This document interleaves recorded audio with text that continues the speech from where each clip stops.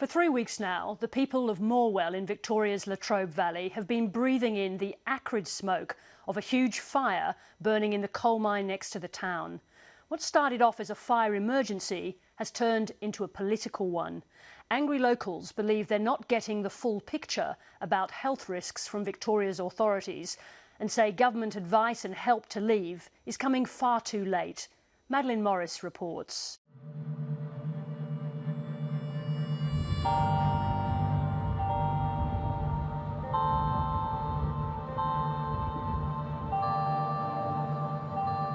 The extent of this particular coal fire is unprecedented in Australia. In Morwell, every breath is a reminder of the fire that has burned for 3 weeks and is a long way from extinguished. Erin Grewis and her partner Mark Atherton have borne the brunt of the fire and the smoke. The open cut's and right then there's there. the open cut just there. So you're just a couple of 100 metres away from that open cut? Yeah. Their backyard is just 300 metres from the mine. It's covered in toxic ash. We've already cleaned this pool twice since the fire started. I mean, as you can see, it's not even rubbing off. Ignoring government advice that it was safe to stay, they moved their 4 children out of Morwell weeks ago. Cody and the girls swap over who's on the top bunk, but yep.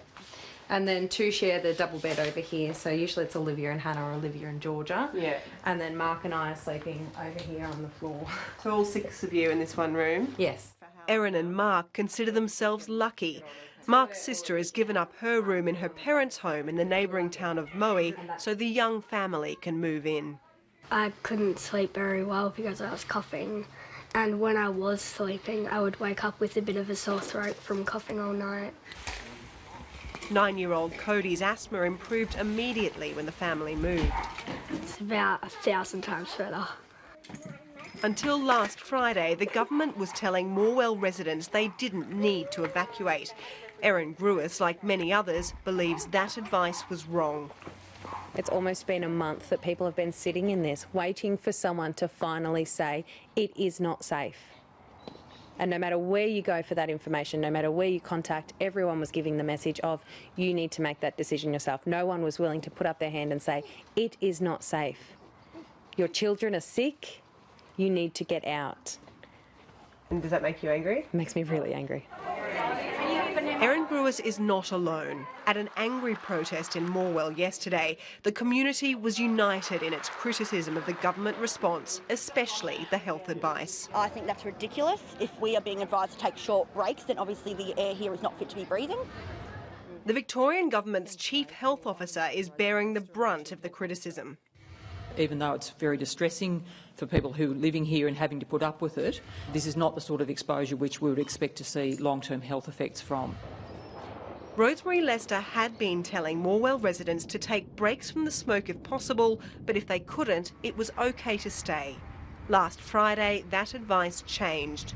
Morwell's young, old and sick were told they needed to leave town until the fire is out. The advice up until now has been appropriate for the length of exposure.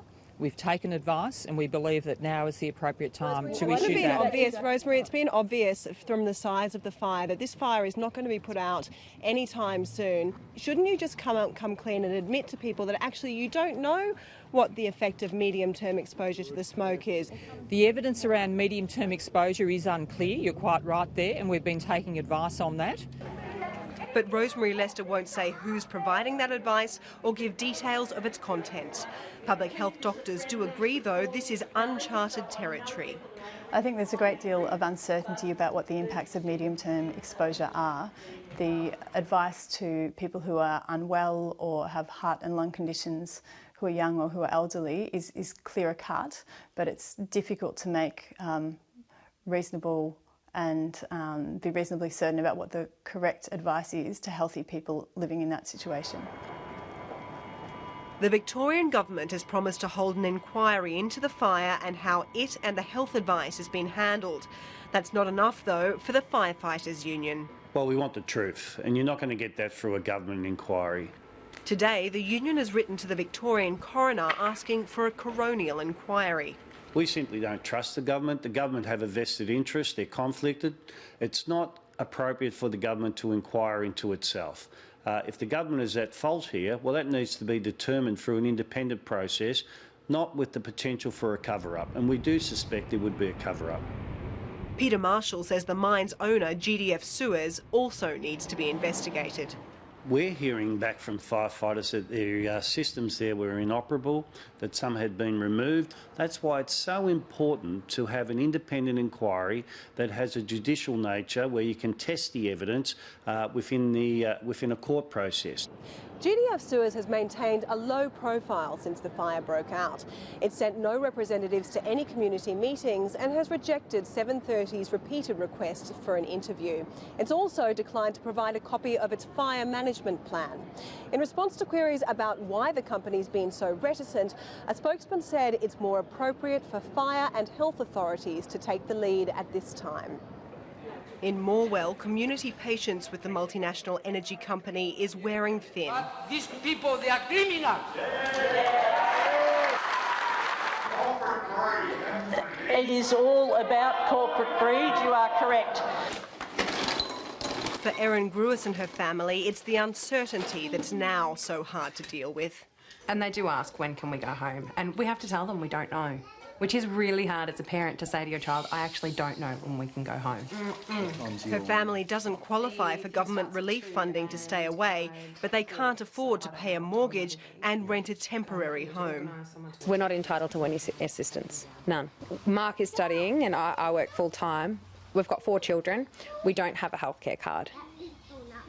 We are not rich. We have a mortgage, we have bills, we have everything else that a normal family has, but we don't even get to live in the house that we're paying for.